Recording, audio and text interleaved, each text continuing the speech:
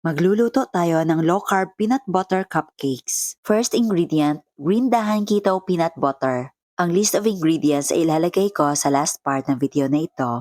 If you love this recipe, please like and share and follow me for more low-carb recipes and health tips. Then add coconut oil, eggs, and green dahan vanilla flavor.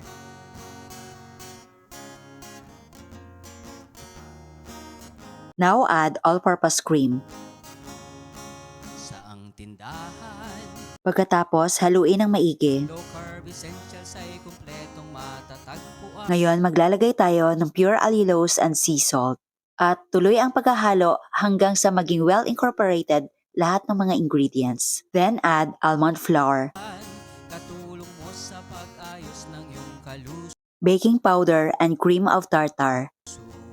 Marami kang pagpipilian sa green dahan.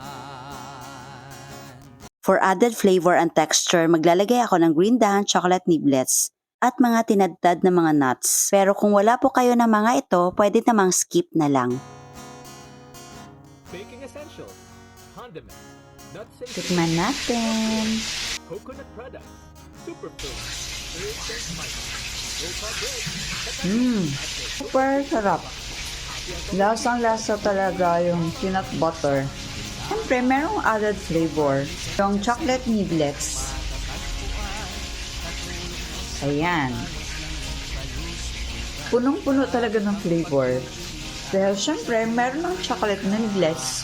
Meron pang nuts.